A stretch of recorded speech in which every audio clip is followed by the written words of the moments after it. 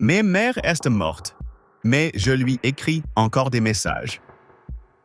Ma mère m'envoyait un message tous les matins. Ce n'était rien de spécial ou de dramatique. En général, c'était juste « Bonjour, mon bébé » ou « Passe une bonne journée ». Parfois, c'était juste un petit emoji cœur ou un visage souriant.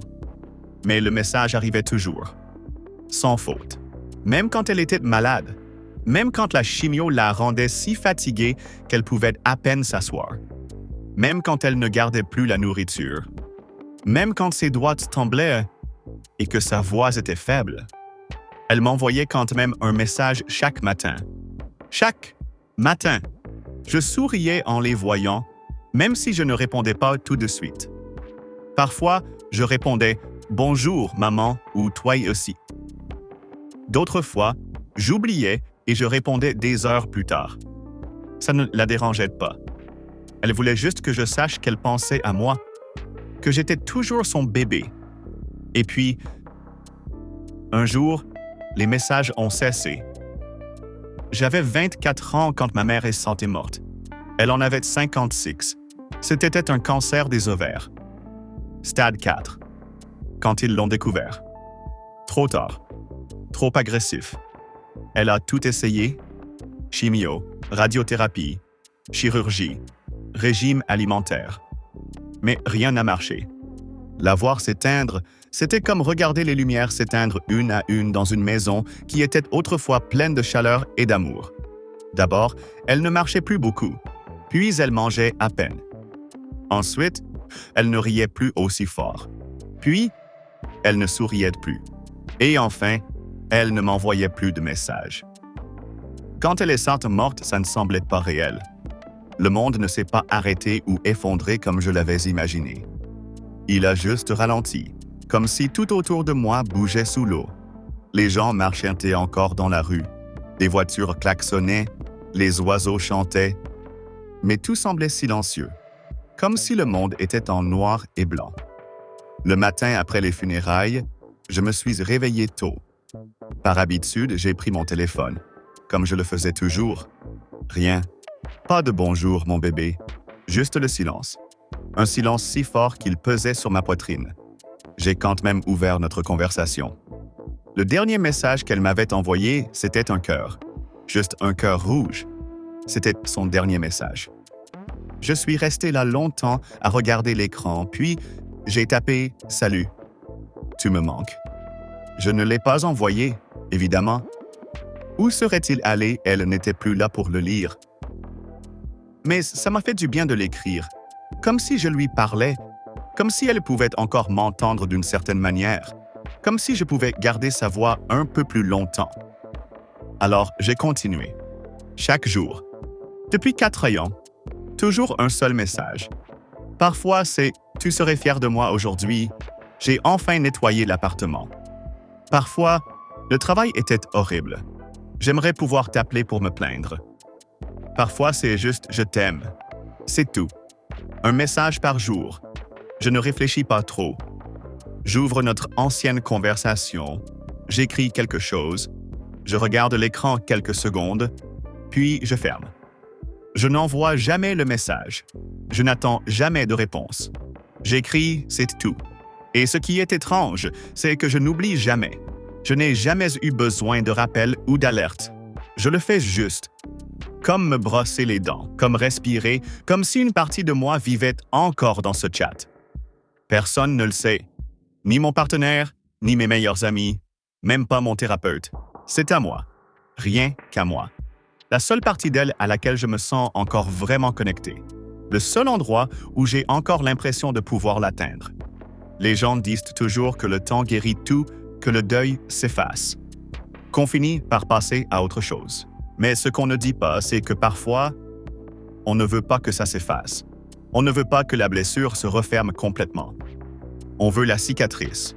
On veut la douleur, parce que ça nous rappelle que c'était réel, qu'elle était réelle. Si la douleur disparaît complètement, que reste-t-il? Juste des souvenirs, juste des photos. Mais les messages quotidiens, c'est encore une forme de relation. C'est encore une forme d'amour. Et puis, la semaine dernière, quelque chose est arrivé.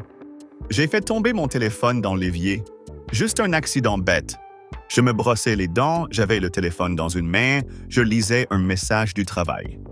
Mon coude a heurté quelque chose et le téléphone est tombé. Directement dans l'eau. Au début, j'ai cru que ça irait. Je l'ai séché. J'ai essayé de le rallumer. Mais il était mort. Il ne s'allumait plus, ne chargeait plus. Écran noir. Je l'ai amené dans un magasin de réparation. Ils ont tout essayé. Mais le technicien est revenu au comptoir avec ce regard qu'on a quand on apporte de mauvaises nouvelles. « Je suis vraiment désolé », a-t-il dit. La carte mère est grillée, les données sont irrécupérables. Tout avait disparu.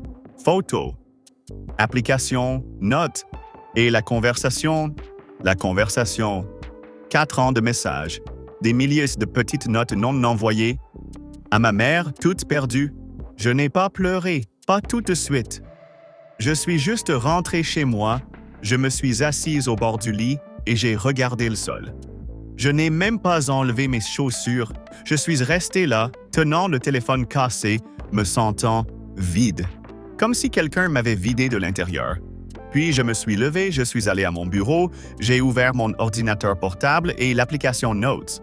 J'ai tapé « Salut », j'ai perdu nos messages, mais je suis toujours là et je l'ai sauvegardé. Parce que cette conversation n'était pas terminée. Pas pour moi, pas encore, peut-être jamais. C'est fou, non? Comme quelque chose d'aussi petit, un message peut tout représenter. Tu ne réalises pas à quel point une chose si minuscule peut le réconforter. Un message de 3 mots, un emoji cœur, un simple « je t'aime ». Tu crois que ça fait juste partie de la routine. Mais quand ça s'arrête, quand cette petite voix se tait, le silence est assourdissant. Je lui parle encore dans ma tête parfois. Quand je rentre tard à pied le soir, quand je cuisine et que je ne sais pas quelle épice utiliser, quand je suis coincé dans les embouteillages et qu'une chanson qu'elle aimait passe à la radio. Elle est encore là, dans ces moments calmes. Mais l'écrire, même si personne ne le lit, le rend plus réel, plus concret, comme si le lien était encore vivant, même si elle ne l'est plus. Le deuil est étrange comme ça. Les gens parlent toujours de tourner la page, mais ils ne disent pas à quoi ça ressemble vraiment. On dirait qu'il faut oublier, effacer, recommencer. Mais certains d'entre nous ne veulent pas oublier. Je ne veux pas oublier la façon dont elle disait mon prénom, ou comment elle me serrait 2 fois la main quand on traversait la rue notre code secret pour « je t'aime ». Je ne veux pas oublier ses blagues bizarres, ou comment elle gardait toujours des bonbons au caramel dans son sac, même si elle savait que je les détestais. Et je ne veux pas oublier ce que ça faisait de voir son nom apparaître sur mon téléphone le matin. Alors maintenant, je lui écris ailleurs, dans un nouvel endroit. J'ai commencé un dossier dans mon application Notes. Chaque matin, j'ajoute une nouvelle entrée. 7 juillet. Bonjour maman, j'ai rêvé de toi cette nuit. Tu portais encore ce vieux pull vert affreux. 8 juillet. J'ai vu un chien qui te ressemblait, le vieux. Tu te souviens quand elle a mâchouillé tes pantoufles? 9 juillet. Tu me manques. Je me fiche si c'est bizarre, ou triste, ou si ça veut dire que je ne guéris pas assez vite. C'est comme ça que je la porte avec moi. C'est comme ça que je la garde vivante. Certains jours, les messages sont longs. Des pages entières de tout ce que j'aimerais lui dire. D'autres jours, ils sont courts. Juste 1 ou 2 phrases. Mais je continue d'écrire. Parce qu'elle était plus qu'un souvenir. Elle était ma personne. Mon refuge. Mon foyer. Et le fait qu'elle soit partie ne signifie pas que l'amour l'est aussi. L'amour ne s'arrête pas. Il ne disparaît pas. Il change simplement de forme. Il devient quelque chose de silencieux, quelque chose de constant, quelque chose de doux qui vit en toi. Et pour moi, ça ressemble encore à un message que je n'enverrai jamais. Si un jour j'ai un enfant, j'espère qu'il ressentira pour moi ce que je ressens pour elle. J'espère qu'il saura qu'il pourra toujours me parler, même si je ne suis plus là. J'espère qu'il saura que je l'écoute. Et peut-être qu'un jour, dans un futur lointain, quelqu'un d'autre fera tomber son téléphone, ou perdra ses messages, ou oubliera une voix. Mais peut-être qu'il s'assiera aussi, ouvrira une nouvelle page et écrira « Salut, tu me manques ». Parce que parfois, c'est tout ce qu'on peut faire. Et parfois, c'est suffisant.